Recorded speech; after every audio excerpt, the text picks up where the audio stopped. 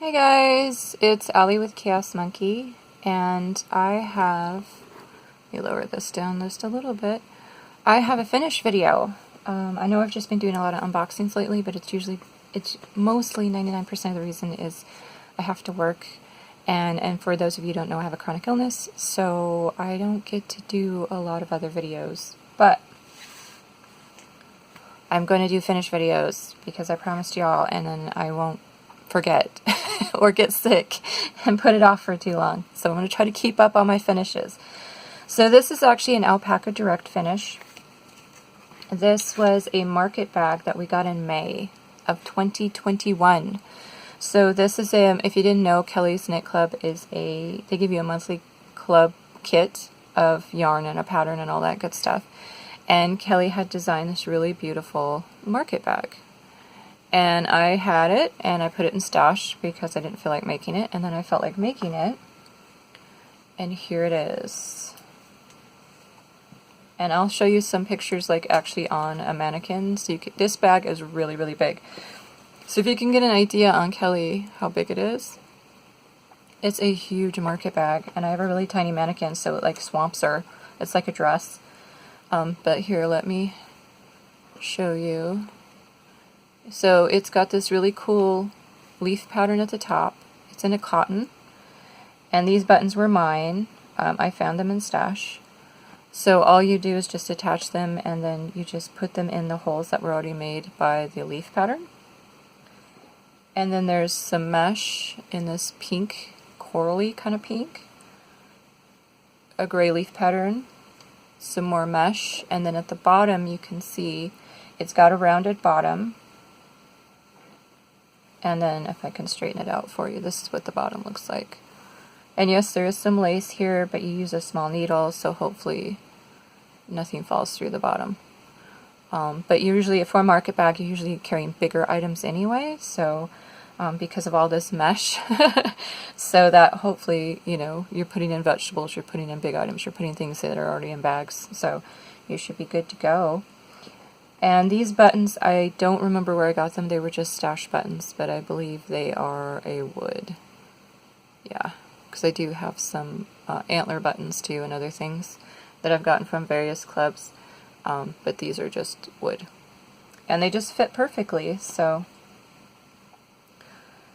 I'm really happy with it. And I wanted to share, and then you just put it on like that. It almost looks like an owl with little eyeballs.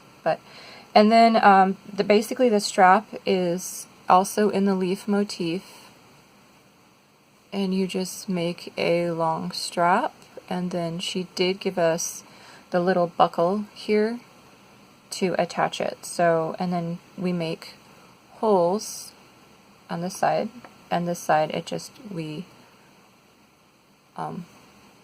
you know, work it off of that. And then it's got this nice I-cord edge along the front and the back. There you go. It was really fun to make. It was really quick. I like the cotton. The cotton is really, really soft. Let me see here. Let me give you the colors and everything. It is a Pima cotton. And so it's Barocco Pima 100 in worsted weight. The gray is goat's beard, the pink is zinnia, and the light gray is stone, if you're interested. But yeah, it's a really big bag. It's already been washed and blocked. It held up really well during blocking. I like the texture, and I've already kind of put some stuff in it just to test out the handle, and it's really sturdy. So, you know, again, market bag stuff, you're not going to be hauling super heavy things, but that way you know it's going to hold up and not overstretch. So, yeah. And again, you can see Kelley has it here with some stuff in it, like fruit, and it's doing just fine. So, that is my finished market bag, and I'm really happy to have finished it, because it is a summer project. We're in the middle of summer, and I really had a lot of fun with it. There was a lot of ends to weave in, And that was probably the only downside because of all the beautiful color changes, was just having to weave in so many ends. And then also you kind of put stitches on hold here to kind of work all the stuff you need to work when you need to work your strap, and then your, you know, the strap that goes over the bag and the strap that your shoulder strap. So that causes a few extra ends, and then plus the color changes. And if you want to see the inside, I could probably show you the inside of my work here.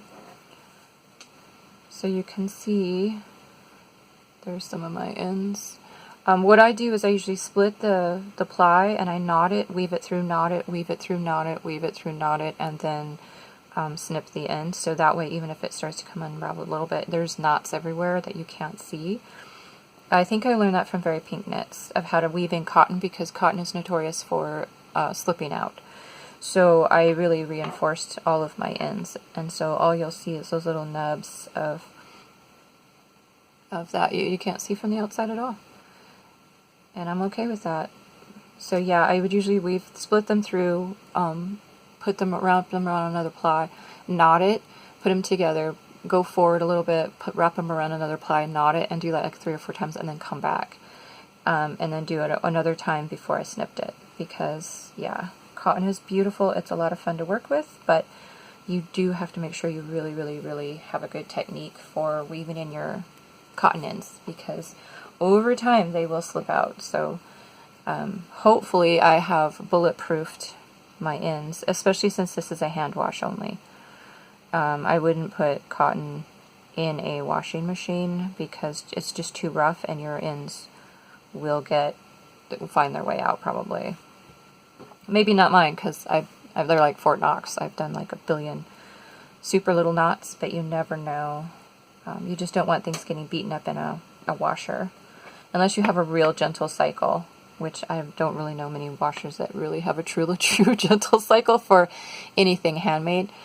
So yeah, this should hold up really nicely with hand washing, laying flat to dry. I'm not sure how it's going to fuzz up. I mean, all yarns will fuzz up with use, but I think it will still hold up really, really nicely for a nice cotton yarn. And it is all cotton, right? Let me double check that. Pima cotton. I was trying to make sure it's not a blend, because I can't remember now. I don't think so. I think that's why it's Pima 100. I think it's all cotton. But I don't have my ball bands anymore. So, but yeah, this was a lot of fun. I really enjoyed it. It was really quick. I did mess up a few times and have to rip back. I forget what I messed up on. I think maybe I messed up my mesh. I think I was off a row on my mesh, and I didn't catch it till I was 4 rows up, and then I had to rip back. And so just be really careful if you do make it to just look every once in a while, make sure you didn't get off, because of course you're going to see it, so you have to do it perfectly. You can't fudge that on your mesh. And then I think I did the bottom 2 or 3 times. I can't remember why, but I think it was a needle size. I think I didn't go down enough needle sizes. But other than that, it's gorgeous, and I'm going to, I don't really go to a market, but if I do, I have a beautiful bag, or I may sell it, because I don't want it just sitting around in a bin if I'm really not going to use it. Because you know me, I'm a product and a process knitter. Depends on the project. Sometimes I like knitting it more than using it, and other times I like using it more than knitting it. I think this one I thought was more, I enjoyed making it more than I'll probably be using it. So I don't know, you guys tell me what you think. So that is one finish. I do have some whips and some other things I want to share and keep you guys up on, so that you can see them finished, so you can kind of see what I'm working on. I've got a couple of sweaters, a couple of shawls, some socks, and then I also have like 3 finishes that I'm going to share next. So I'll do a quick finish video and a quick whip video hopefully this week, and try to keep you guys in the loop. Alright you guys, before I run out of camera memory, I'm going to go ahead and go. And this was a lot of fun, and I will remember hopefully to put in pictures of it actually hanging on the mannequin, but do keep in mind my mannequin is very tiny, so again, if you want a good concept, Kelley is not a very big person, but she's normal human size, and you can see it's pretty big on her.